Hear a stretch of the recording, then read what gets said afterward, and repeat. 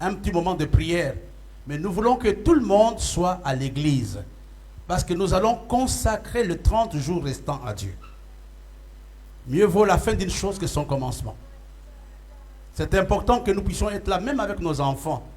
On va les amener, nous allons faire une onction d'huile sur chacun de nous pour être protégés par le Seigneur pendant les 31 jours qui nous restent.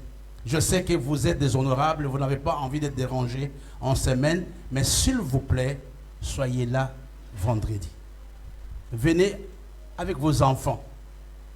Nous allons prier un moment ensemble, on va faire l'onction d'huile pour nous préparer, pour consacrer le dernier mois. Dans le naturel, tout le monde sait que le mois de décembre est un mois difficile, tout le monde le sait. Mais nous n'allons pas nous conformer au langage du monde, mais nous savons que le mois est un mois de combat.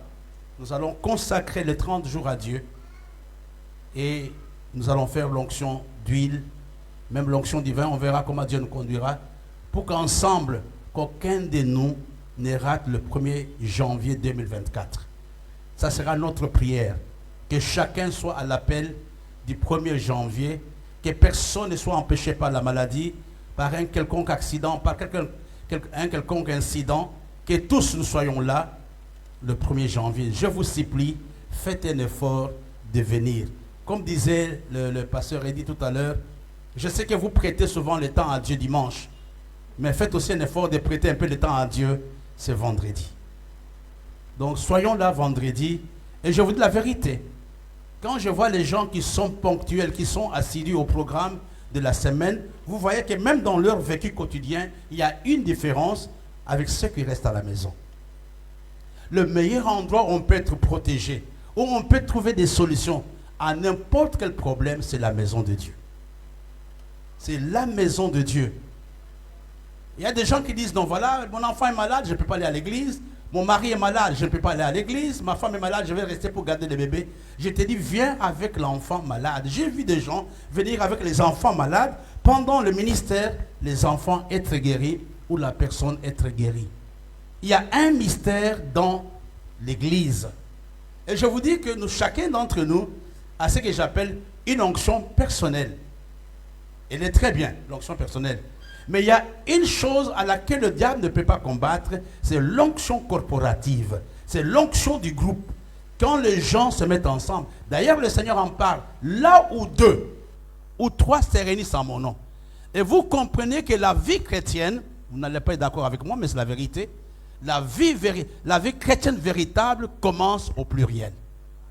Là où 2 ou 3 se réunissent en mon nom. Oh non, moi je prie seul. Je vais mettre dans la maison seul. C'est bien. Il y a 2 prières que tu peux faire seul. Sinon, l'apôtre Paul, avec l'onction qu'il avait, il n'allait pas à tout moment solliciter la prière de l'église. Il ne se suffisait pas. Et vous comprenez, les 30 jours qui nous restent, faisons un effort d'être à tous les programmes. Mercredi, nous allons continuer avec le même enseignement que nous avons commencé à donner le mercredi passé sur la loi des prémices. On verra comment Dieu nous conduira. Mais le mercredi aussi, nous allons avoir un service. Vendredi, même les élèves. Même si vos parents oublient, rappelez à vos parents que le pasteur a dit, nous devons être à l'église pour consacrer les derniers mois de l'année à Dieu. C'est une grâce d'être dans la présence de Dieu. C'est une grâce d'avoir des frères et sœurs qui prient avec toi, qui ont la même vision que toi. C'est une grâce. Amen. Amen. Une partie de mon message a déjà été donnée, mais nous allons continuer avec le même thème ce matin.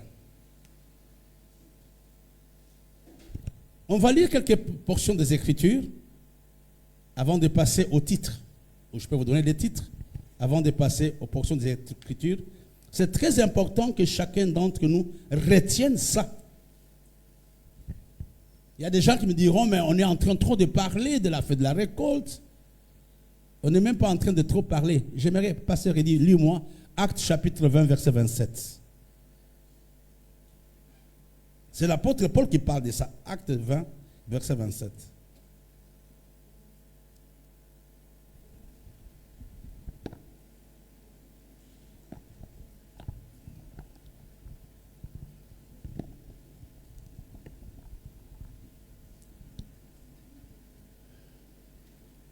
car je vous ai annoncé tout le conseil de Dieu sans en rien cacher. Voilà. Vous comprenez que la parole de Dieu telle qu'elle est prêchée ici, depuis le 1er janvier jusqu'à aujourd'hui, nous essayons de vous donner les conseils de Dieu. Ce qui est utile dans cette vie, ce qui est utile pour vous, pour que vous puissiez avoir une vie chrétienne victorieuse. Je bénis Dieu pour la parole qui a été proclamée ici vendredi. C'est le moment de faire ce que Dieu nous demande de faire. Alléluia. Alléluia. Nous allons lire quelques passages avant de passer au message proprement dit. Le premier texte se trouve dans le livre de Nombres. J'aimerais que chacun le trouve. Nombres chapitre 10, verset 10. On va les lire ensemble et à haute voix. Nombre 10, verset 10, on peut les lire ensemble à haute voix. Une fois et deux. Une fois et deux. Dans vos jours de joie, dans vos fêtes et à vos nouvelles lunes, vous sonnerez des trompettes en offrant vos holocaustes et vos sacrifices d'action de grâce. Elles vous mettront en souvenir devant Dieu, et je suis l'Éternel, votre Dieu. Alléluia. Alléluia. Le thème de mon message de ce matin, je l'ai intitulé « Être en souvenir devant Dieu ».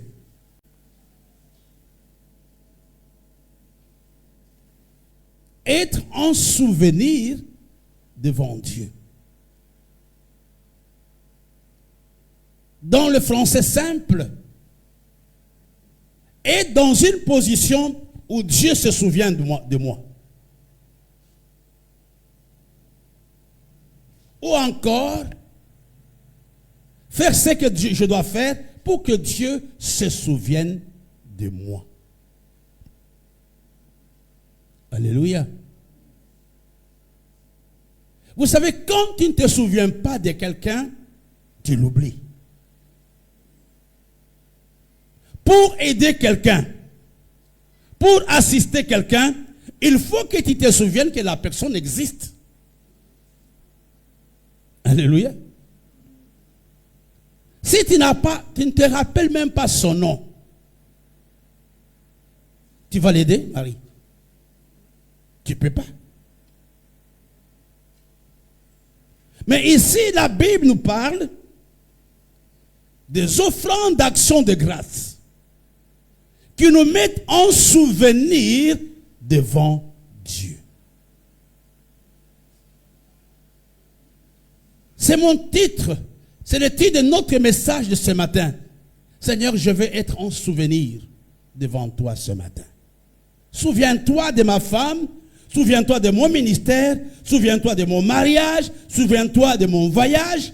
Mais il y a des choses que tu dois faire. Parmi les choses que tu dois faire, il y a les offrandes d'action de grâce.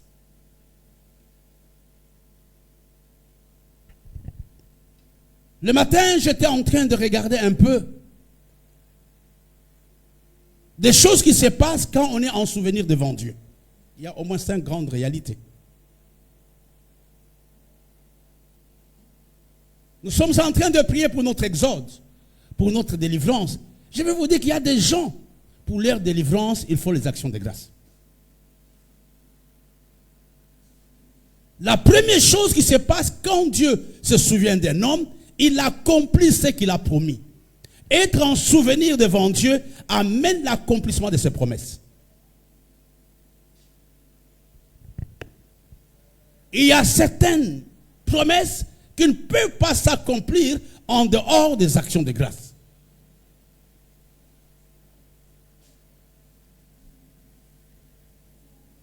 La deuxième chose, être en souvenir devant Dieu amène la fin de notre captivité, amène notre délivrance.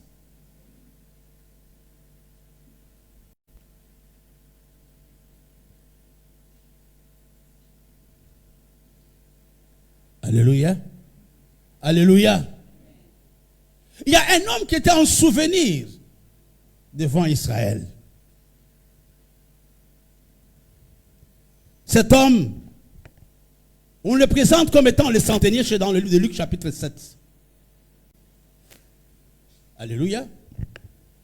La Bible nous dit que son enfant était malade. Et les anciens sont partis voir Jésus en disant, il mérite quoi? Que tu lui accordes cela, parce que c'est lui qui a construit le temple et il aime notre nation. Cet homme était en souvenir dans la vie d'Israël. Il y a des endroits où vous ne pouvez pas être, mais vos actions de grâce parleront.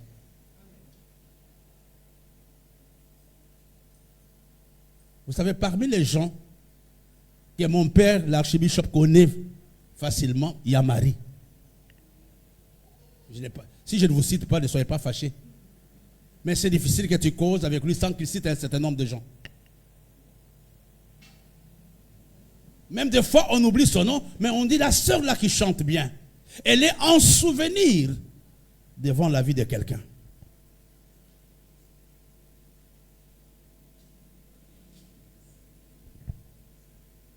Être en souvenir amène aussi, comme je le disais, l'exaucement de nos prières.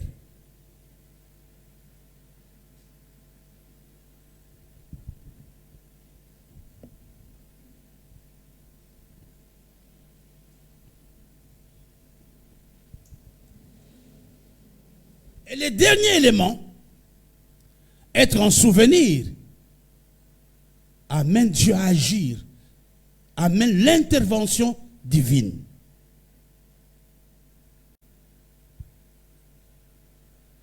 J'ai voulu ce matin, frères et sœurs, mais très bien aimés, vous amener à ne pas prendre à la légère les actions de grâce. Ne pas vous limiter simplement à la fête de la récolte. Dans la Bible, telle que nous l'avons vu tout à l'heure, les actions de grâce doivent être un style de vie du chrétien.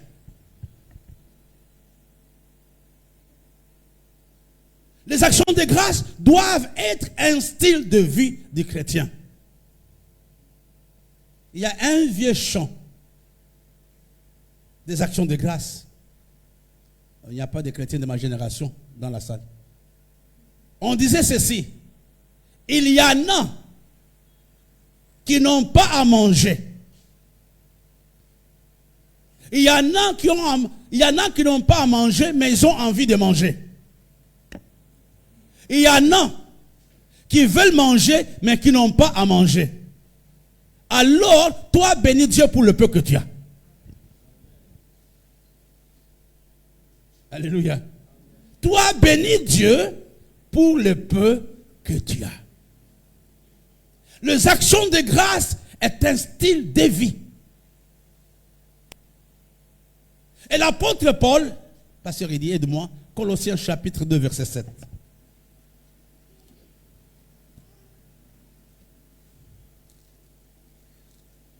Il y a des prières, frères. On peut faire la prière. Mais il y a des endroits où on a besoin des actions de grâce. Colossiens, je pense, chapitre 2, verset 7. Qu'est-ce que la Bible nous dit? Étant enracinés et fondés en lui, oui, et affermis par la foi, d'après les instructions qui vous ont été données, et abonder en action de grâce. Voilà. Abonder, c'est à l'impératif. Abonder en action de grâce.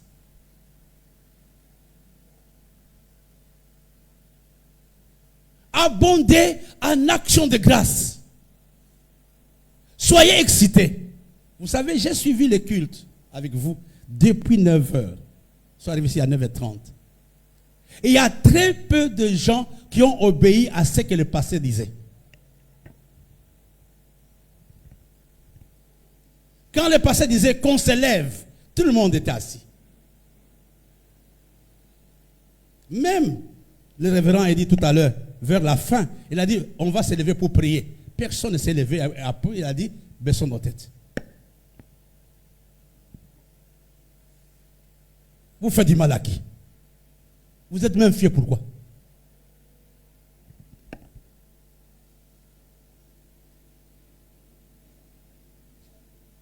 Abonder en action de grâce.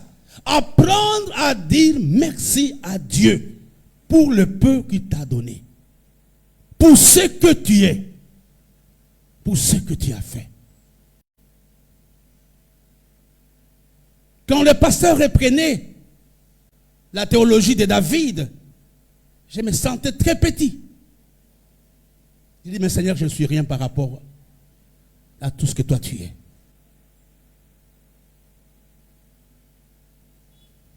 Alléluia. Les actions de grâce n'est pas quelque chose que l'Église invente. Ou quelque chose pour lequel on doit vous supplier comme d'habitude. Donnez quand même. Hein? Si faites un effort de trouver même 100, il donne. Non. C'est à l'impératif. Abonder en action de grâce. Pour la robe blanche là que tu as mise, dis merci à Dieu. Il y en a qui ont des noirs, mais toi tu as mis les blancs.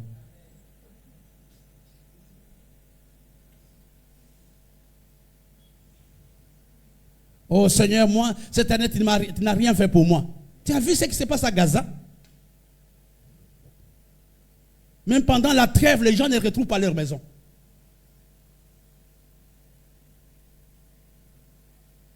Je suis en train d'entrer dans mon enseignement ou dans la prédication de ce matin. Vous savez, frères et sœurs,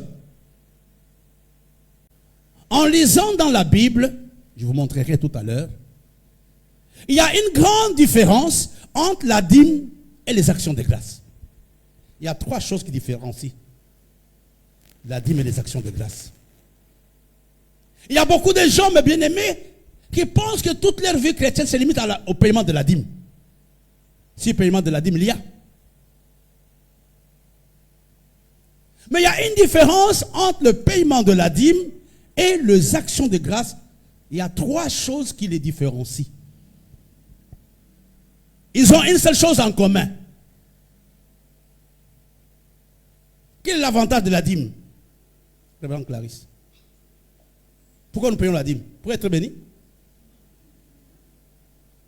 Hein, Marie-Josée? Voilà. Ouais, ben, une bonne élève. La dîme apporte rien que la protection et la sécurité. Je connais une dame ici qui était incertaine de son, comment on appelle encore ça, de son contrat. On n'était pas sûr. Chaque jour on reconduisait. Mais elle est parmi les fidèles dans le paiement de la dîme.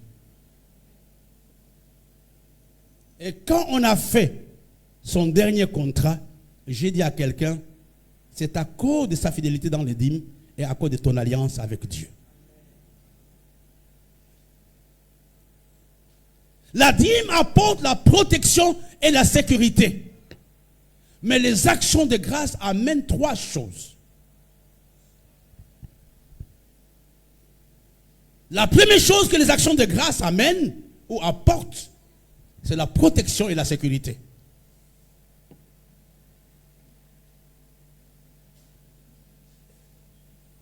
Et la deuxième chose, c'est la multiplication de ce que Dieu nous donne.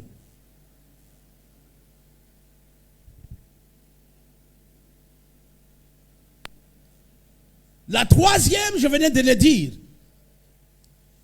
les actions de grâce nous mettent en souvenir devant Dieu.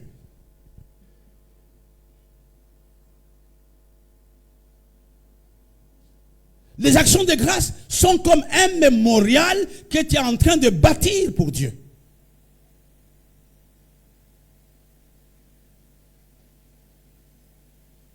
Et vous comprenez, frère, même en semaine, même dans n'importe quel culte, fais les actions de grâce.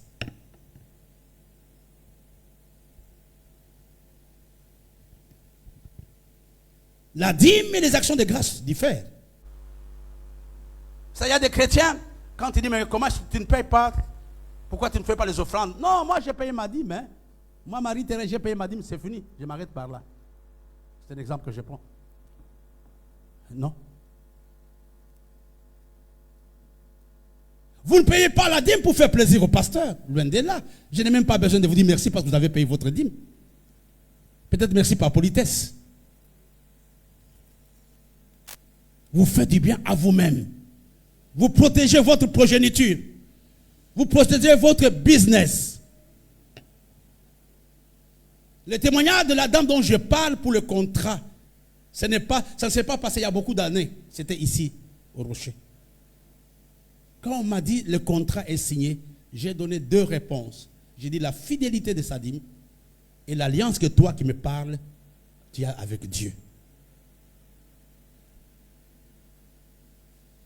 Là, c'est une parenthèse qui n'a rien à faire avec mon message.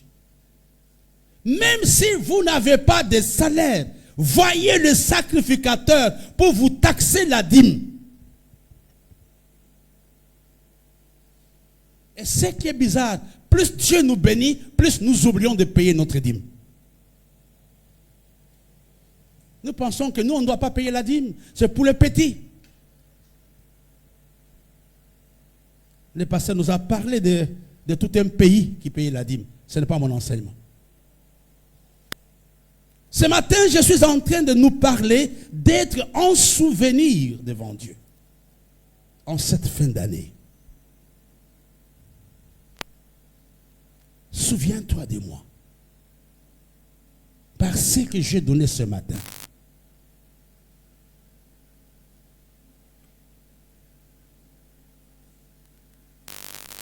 Dans la Bible, il y a un homme qui a fait les actions de grâce. Et je me suis référé à cet homme pour donner 5 vérités liées aux actions de grâce.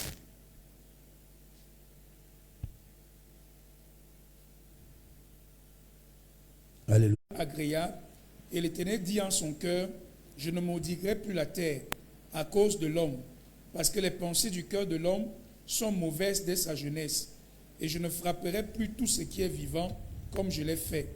Mais tant que la terre subsistera, les semailles et la moisson, le froid et la chaleur, l'été et l'hiver, le jour et la nuit ne cesseront point. Pasteur Clarisse. Dieu bénit Noé et ses fils et leur dit, soyez féconds, multipliez et remplissez la terre. Amen. Nous connaissons depuis l'école de dimanche que c'est Noé qui avait construit l'arche. Il y avait des pluies qui avaient pris. La pluie avait mis pratiquement 360 jours. Et le monde avait été détruit complètement par la pluie. Mais heureusement pour Noé, quand il demandait aux gens de monter dans l'arche, les gens ne voulaient pas. Il était monté rien que lui et sa famille. Et il avait pris aussi quelques bêtes qui étaient avec lui dans l'arche. Le texte que le révérend Eddy nous a donné tout à l'heure, on nous parle de la fin de ce temps de pluie. Alléluia. Noé sort de l'arche.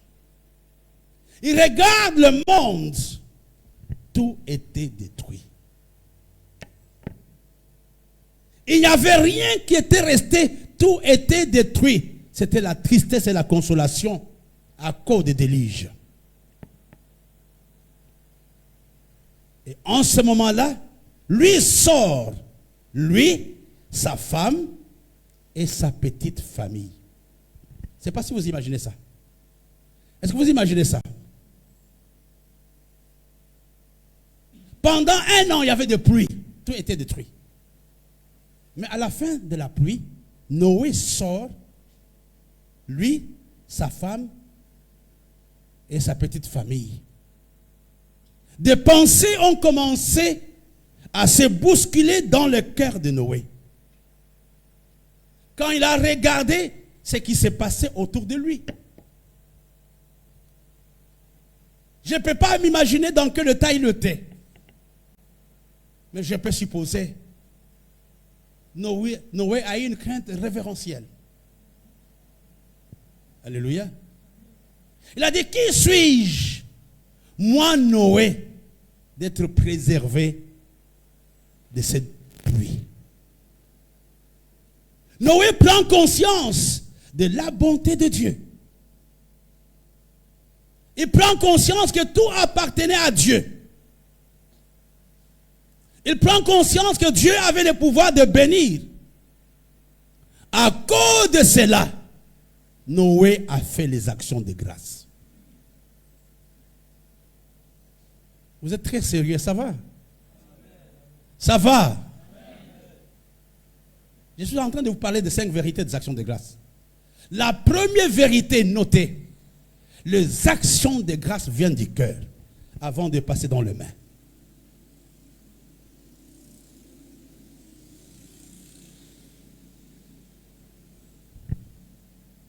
Je vais te dire une chose. Quand tu aimes quelqu'un, tu n'as pas besoin qu'il te demande quelque chose. Quand tu aimes quelqu'un, tu n'as pas besoin qu'il te demande, toi-même tu vas le donner.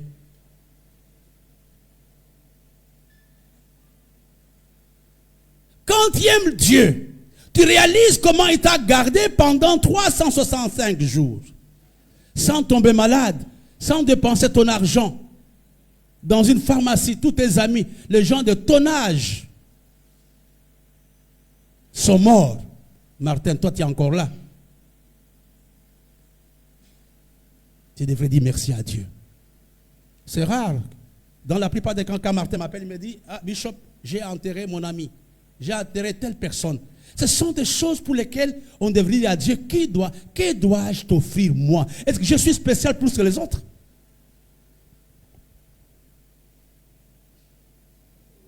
Frère, si notre cœur n'est pas attaché à Dieu, si on ne l'aime pas, si on n'aime pas notre communauté, il n'y aura pas d'action de grâce.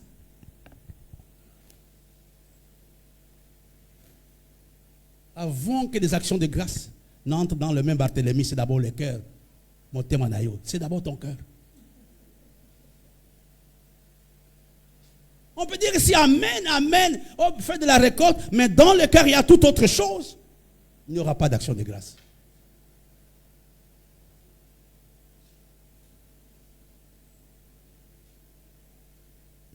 C'est d'abord le cœur.